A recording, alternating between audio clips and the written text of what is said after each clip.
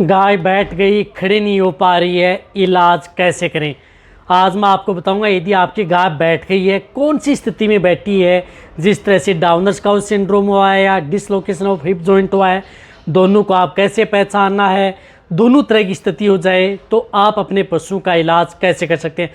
बहुत इस तरह के जो वेटरनेरियन हैं या पशुपालक हैं, उनके बार बार इस तरह के कमेंट्स और व्हाट्सएप पर मैसेज आ रहे थे कि सर इनके बारे में हमें डिटेल से बताएं कि दोनों में अंतर क्या होता है और कैसे हम पहचानें कि दोनों की स्थिति में और किस तरह का ट्रीटमेंट यानी इलाज क्या होता है, कौन से इंजेक्टेबल लगा करके पशुओं को ठीक किया जा सकता है। कहने का मतलब है कि इस तरह की स्थिति यदि पशु में हो जाती है तो उसका इलाज कैसे किया जाता है। तो आज की वीडियो के अंदर मैं आपको इस तरह की स्थिति हो जाए तो आपको 100% तक आप उस पशु का इलाज कैसे कर सकते हैं, संभव है या नहीं, आज की वीडियो के अंदर मैं पूरी डिटेल से बताऊंगा। वीडियो जरूर लंबी हो सकती है लेकिन स्किप करके मैं देखना, पूरा देखना। यदि पूरा देखेंगे पूरा नॉलेज होगा। चैनल पर नया है, पहली बार जुड़े हैं तो पहली बार चैनल को सब्सक्राइब कर लें, साथ में बेल आइकन और ऑल वाला ऑप्शन दबाएं। आपको पता है कि चैनल पर सही, सटीक और साइंटिफिक मेथड से आपको जानकारी दी जाती है ताकि आपके पशु में किसी भी तरह का कोई भी नुकसान देखने को ना मिले।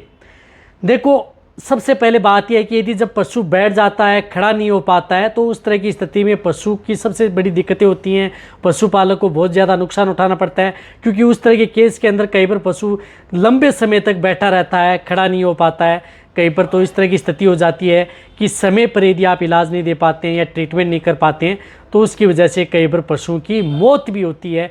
तो क्या होता है, देखो सबसे पहले मैं आपको बताना चाहता हूँ, एक तो होता है डाउनर स्काउट सिंड्रोम, एक होता है डिसलोकेशन ऑफ हिप जॉइंट। अब देखो, डिसलोकेशन ऑफ हिप जॉइंट इस तरह की स्थिति होती है कि उस तरह के केस के अंदर पशु क्या करता है कि किसी चोट की वजह से या किसी, यदि आप पक्के फर्श पर यदि पशु को रखते हैं, डिसलोकेशन में क्या होता है, पशु को यदि आप तो पक्के फर्श पर यदि पशु को रखते हैं वहाँ पर, या कई दिनों से यदि वहाँ पर जैसे पानी पड़ा रहता है, तो उस स्थिति में क्या होता है कि पशु का जो पैर है वह फिसल जाता है। वह कमी होती है पशुपालक की। या कई बार यदि आप अपने पशु कहीं से भी लेकर के जाते हैं या कहीं पर खड्डा है, उसकी स्थिति में पशु गिर गया तो वहाँ पर जो पशु के हिप जॉइंट हैं वो खुल जाते हैं, तो उस तरह की स्थिति में पशु बैठ जाता है। अब देखो, डिसलोकेशन ऑफ हिप जॉइंट और डाउनर स्काउट सिंड्रोम दोनों में बैठने की स्थिति अलग होती है। अब जो डिसलोकेशन हुआ है, चोटग्रस्त हुआ है, पशु गिर गया या पक्के फर्श पर किस तरह की स्थिति हो गई है, तो उस तरह के केस के अंदर पशु क्या करता है कि जिस तरह से डॉग बैठता है उस तरह से, या जो मेंढक बैठता है पीछे के दोनों पैर हैं वो बाहर निकले रहते हैं, उस तरह की स्थिति में बैठने की स्थिति है। तब ये देखना चाहिए कि पशु में ये दिक्कत है। डाउनर स्काउट सिंड्रोम में क्या होता है कि पशु नॉर्मल स्थिति में जिस तरह से पशु बैठा रहता है नॉर्मल डेली स्थिति में, उसी स्थिति में पशु बैठा रहता है। इन दोनों को अंतर आप ऐसे पहचान सकते हैं। साथ में दोनों स्थिति में पशु खाना पीना करता है, जुगाली करता है, इस तरह की स्थिति होती है, बस पशु खड़ा नहीं हो पाता है। ये दोनों स्थिति हैं। इन दोनों तरीके से आप अपने पशु में पहचान सकते हैं कि ये तो इस तरह की स्थिति हुई है या एक इस तरह की स्थिति हुई है। अब इलाज, अब देखो इलाज दोनों का सेम टू सेम ही है इलाज, यदि आप अपने पशु में यदि करना चाहें। अब जो मैं इलाज मैं आपको बता रहा हूँ वह इलाज आपके पशु में 100% तक आपको इस तरह की स्थिति में इसी तरह का ही इलाज होता है यदि रिजल्ट यदि पशु में लेना होता है तो।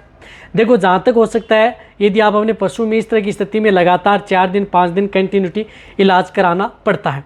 तो सबसे पहले मैं आपको बताना चाहता हूँ कि इस तरह के केस के अंदर एक तो आपको उपयोग में लेनी है रिंटोज, जो आपको दिख रही है रिंटोज। ये रिंटोज हो या चाहे इंटालाइट हो, वह आपको लेनी है कम से कम 1 से 2 लीटर। 1 से 2 लीटर आप रिंटोज या इंटालाइट आप उस पशु को चढ़वानी है। अब रिंटोज के अंदर कौन से इंजेक्शन आपको लगवाने हैं। रिंटोज के अंदर आपको इंजेक्शन लेना है, एक तो लेना है जिस तरह से ये मिकोवेट अक्सल इंजेक्शन।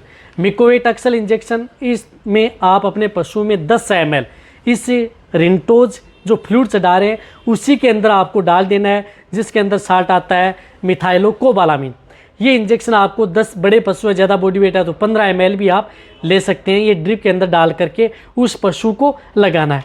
इसके साथ साथ आपको एक दूसरा इंजेक्शन उपयोग में लेना है, ट्राइबीवेट।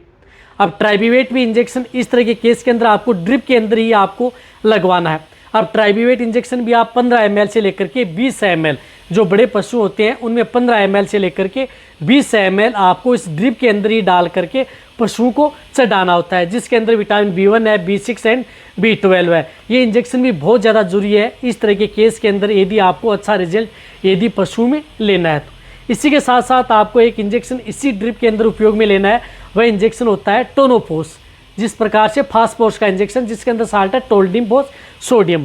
तो ये तीनों इंजेक्शन है। टोनोफोस इंजेक्शन भी आप 15 ml से लेकर के 20 ml आप इस ड्रिप के अंदर डाल दें और पशुओं को आप IV लगवा दें।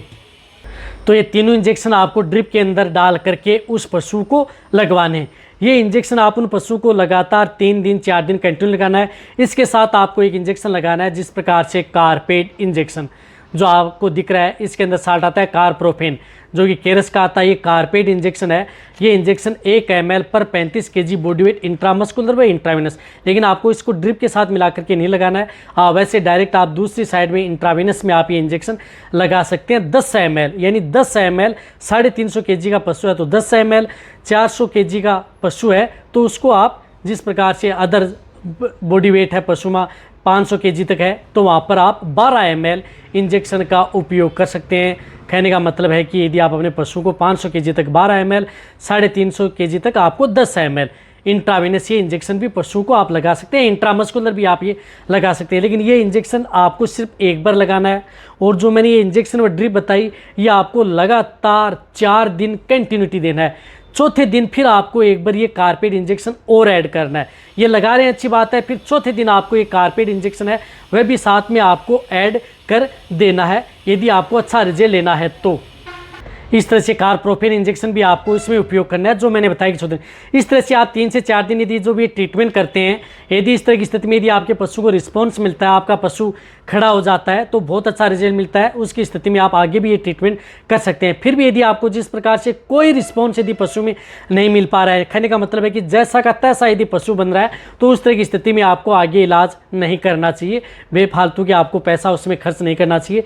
होगा तो इलाज इन्हीं से होगा यदि आपके पशु में। फिर आप उन पशुओं को जिस प्रकार से कोई पाउडर है लिक्विड आप अपने पशु को दे सकते हैं, जिस प्रकार से कोई मल्टीविटामिन, कैल्शियम पाउडर या न्यूरोकाइन से संबंधित जो लिक्विड आते हैं वह आप अपने पशु को लगातार वह कंटिन्यूटी देते रहें। जो भी फीड सप्लीमेंट है, दाना मिश्रण है, साथ साथ में आप अपने पशु को एक्सरसाइज भी कराते रहें, खड़े करने की कोशिश करते रहें ताकि आपको किसी चैन की सहायता से या उसकी सहायता से, ताकि आपके पशु में इस तरह की दिक्कत देखने को नहीं मिले। और जिस प्रकार से पशु साइड में पड़ा है तो उसकी साइड भी आप चेंज करते रहें। ये छोटी छोटी बातें हैं जो पहले इस तरह की वीडियो में बताई गई हैं कि किस तरह से आपको ध्यान में रखना है। साइड चेंज करते रहें ताकि आपके पशु में ब्लड का सर्कुलेशन वह तेज़ होता रहे थोड़ी थोड़ी।